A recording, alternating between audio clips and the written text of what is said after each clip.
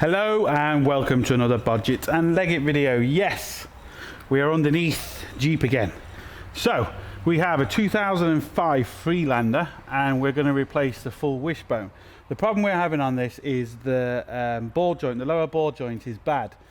Now this does go up and down a really bad road a lot. So and these are riveted in joints, so the time it takes to cut these off, to get them out, to replace the whole, just to replace the ball joint, it's cheaper as regards labor to get the complete wishbone. It works out a little bit more expensive in the end, but you get all the new bushings, you get absolutely everything, so it's just a lot better. You get a bushing here, this bushing is separate on this one. So what we need to do is we're going to undo the back bolt here, undo the bolt here, and also undo the ball joint. Now there's a chance we could do this with the wheel still on, with it being on the lift, but we're going to see. But the first bolt I'm going to take out is this fella at the back. So like everything, give it a good wire brush first, get all the crap off the threads, lube it up and whip it off. Right, so it's a 21mm nut at the back.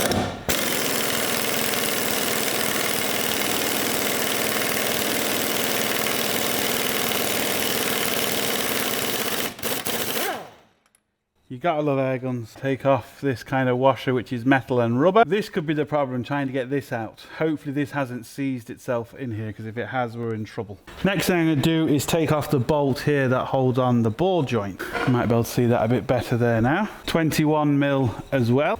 Now that's quite tight.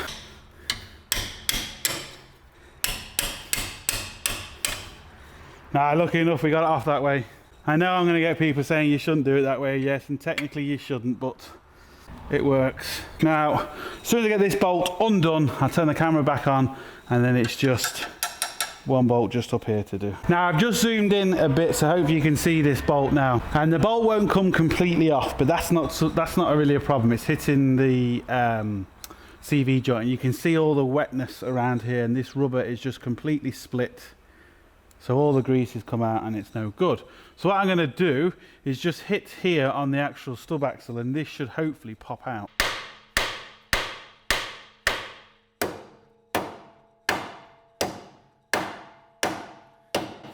There we go.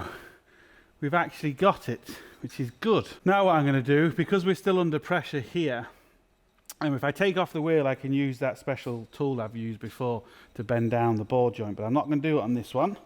We're going to see if we can do it a slightly different way. So here's our last bolt here. Right, so we've got an 18mm, and I'm going to use a 19mm just to extend it so I can get a bit more leverage on it. Oh, it's tight. I can actually feel all the rubber turning inside there. So this could be more of a nightmare than I was hoping.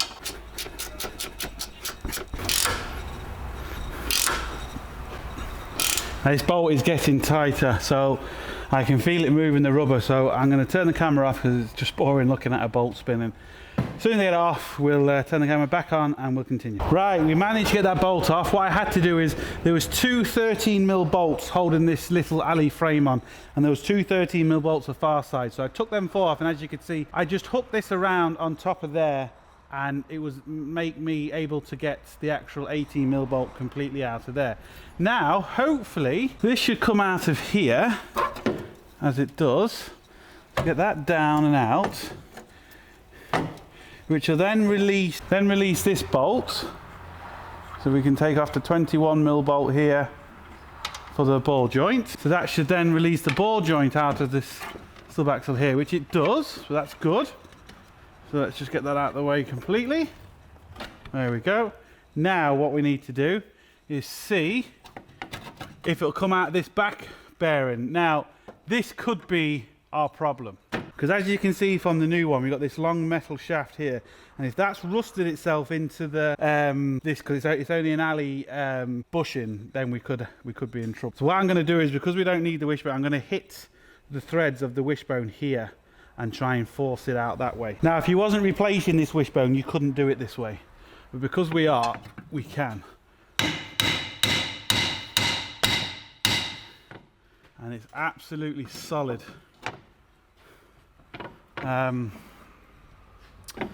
which isn't good.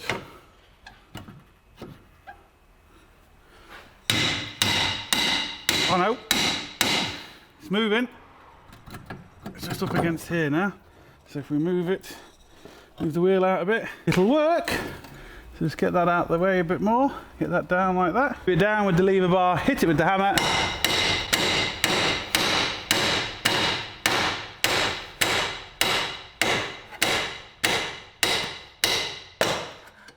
Lovely. Worked out quite well.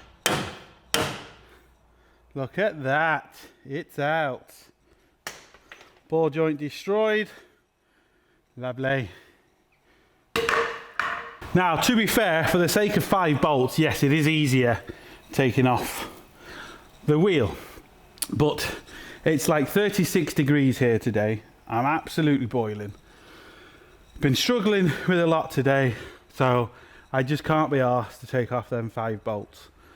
So, leave the comments as you will. But at the end of the day, as long as you do the job, don't do any damage, new bit goes on fine, who cares? Apart from you, and you, and you. Right, so I'm going to lube up the bushing. Lube up. Now, this is where we could really struggle, to be fair. But even having said that, with this, it wouldn't make a difference if the wheel was on or off. What I might do, just for the sake of putting this on, is take off the 2 bolts that hold that bushing on. The worst problem you're going to have is if the metal seizes itself inside that bushing, because if it does, you normally destroy the bushing to try and take it out, so it's easier just to replace the bushing as well, unfortunately. But lucky enough, we don't have that problem with this. There's a 15mm socket for these bushings.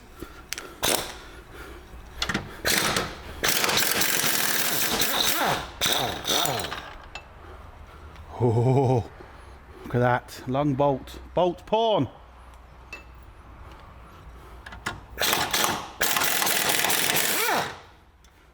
There's still no guarantee this is going to go on quite easy. But as it turns out, it did. Which is good. Not complaining. I'm just going to put this bolt, just roughly screw it on, just a couple of threads, just to stop it from falling out, basically. This should go on relatively easy. So, always a good thing to start with the ball joint first. Just straightened it a little bit. Let's put the ball joint up, and then just put the bolt on it. You have to put the bolt on it, because if you push the ball joint fully up, the bolt won't fit on it. There won't be enough gap. So with that on there, and then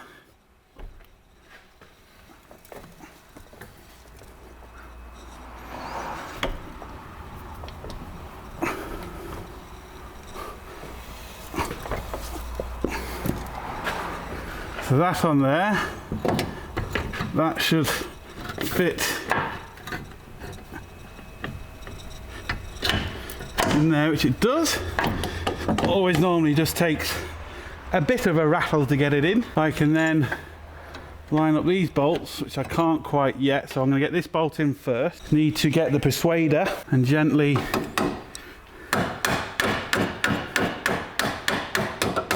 tap it in. I mean, I'm really not hitting this hard. I mean, it's just the weight of the hammer. It's a couple of mil, well, it's maybe a mil too big, so it's a nice tight fit.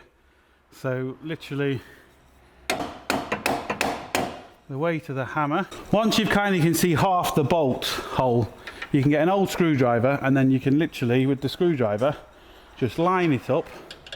So we've now got it lined up. And put the bolt back.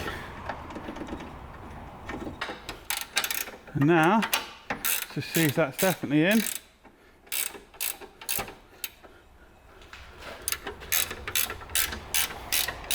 And again, for them people who complain and say, people on YouTube, or people doing these videos, when they're doing this wrong, they're doing that wrong. This is what happens in garages. You just don't see it. It's really as simple as that. And if someone says to you they don't do it, well, I'm telling you now, they're bloody lying. Right, that's going in. We've got that in. these two bolts at the back now should line up.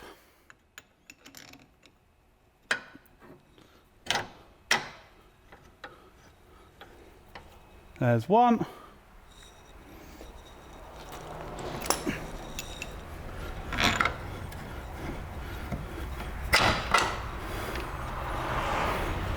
And there's two. So again, I'm just going to shoot these up with the air gun just to make my life a bit quicker. I never tighten anything with the air gun, I just shoot it up just to make things go a lot quicker.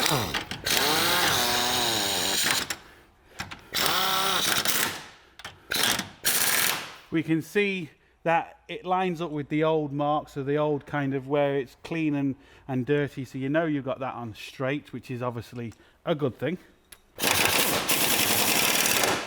And now just tighten everything by hand. There's one. 21 mil at the back as well.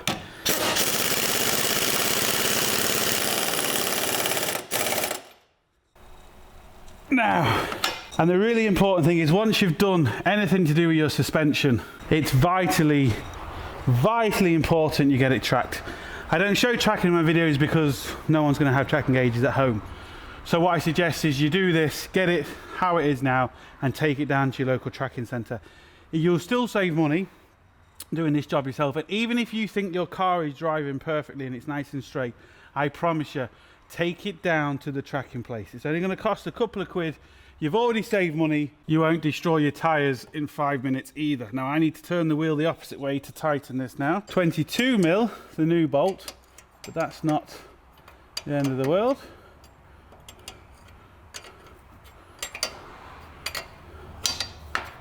And if you find the bolts spinning, now on a new ball joint they don't tend to spin, but if you find the bolt spinning, you need to jack up at the ball joint and that will kind of clamp it together. But with it being a new one, we're okay. Now, you can't see what I'm doing, so I'm just going to tighten up that bolt and then I'm going to track it, take it for a drive to make sure it's okay. But honestly, I can tell you now, you need to get it tracked. So I'm going to call it for that video. It's got one bolt to do, you can't see it anyway. And that's really how you do a wishbone on 2005 Freelander. If you're doing one wishbone, I can only advise you it is best to do two. I realise it's all down to money, but it's just is best, so you know, take that as you want. And there you go. So check out our shop, our forum, our website, and please subscribe, like and share, and don't forget, most importantly, get your hands dirty. We'll see you for the next